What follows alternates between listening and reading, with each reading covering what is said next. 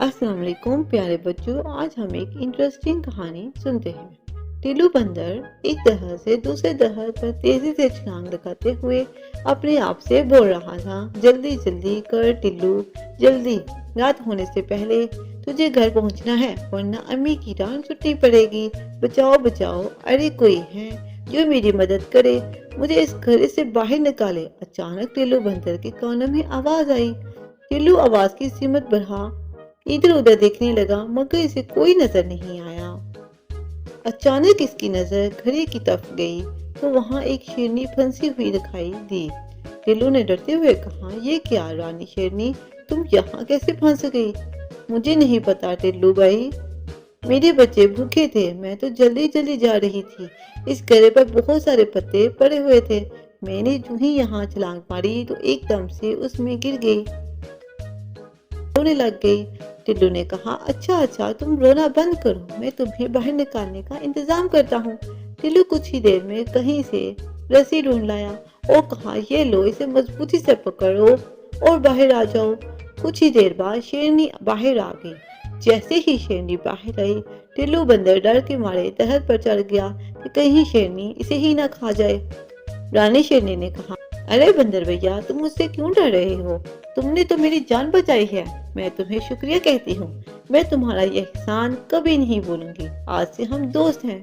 तुम्हें जब भी मेरी जरूरत पड़ेगी मैं जरूर तुम्हारी मदद करूंगी। टिल्लू ने कहा, अच्छा अब मुझे जाना होगा, मेरी अम्मी मेरा इंतजार कर रही होगी। रानी शेरनी ने जाते हुए कहा, हाँ मेरे भी बच्चे भूखे हैं। खैर वो दोनों एक दूसरे को खुदा हाफिज कहकर अपनी अपनी राह पर चल पड़े। कई दिन ऐसे ही गुजर गए, दोनों की आपस में मुलाकात नहीं हुई। मगर एक रोज रानी शेरनी ने वाकई अपने दोस्त के एहसान का बदला चुकाया। हुआ यूं कि इस जंगल में एक चीता भी रहता था जो छुप छुप कर जानवरों का शिकार करता था। एक बार शिकार तलाश करते हुए वो इस तरह पर चढ़ गया जिस पर टिल्लू का बड़ा सा घर भी था।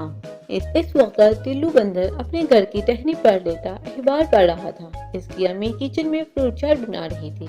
चीते ने इन्हें देखकर होंठों पर जुबान फेरते हुए कहा, वाह, आज तो पार्टी होगी पार्टी। चीता आस्ता आस्ता आगे बढ़ा और एकदम से टिल्लू पर हमला करके इसे पंजों में दबोच लिया।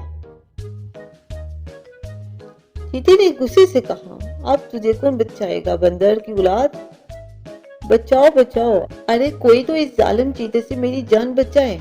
टिल्लू चिल्ला चिल्लाकर मदद के लिए पुकारने लगा। अचानक खुद को छुड़ाने की कोशिश में उसकी टांग फिसल गई, वो सीधा नीचे जा गिरा। चीता भी फौरन छलांग मारकर नीचे आ गया और आहिस्ता आहिस्ता बंदर के पास आते हुए कहने लगा, अब तो तुम्हारी टांग भी टूट गई है, भाग भी नहीं सकते तुम।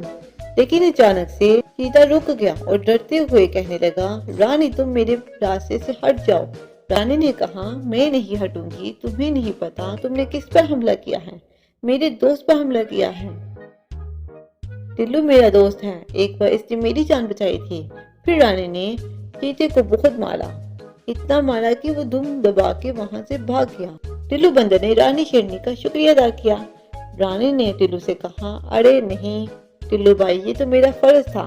प्यारे बच्चों, इस कहानी से हमें एक सबक मिला कि अपने दोस्तों को मुश्किल वक्त में अकेला नहीं छोड़ना चाहिए, उनकी मदद करनी चाहिए, चाहे जितनी भी बड़ी मुश्किल हो, हमेशा उनका साथ देना चाहिए।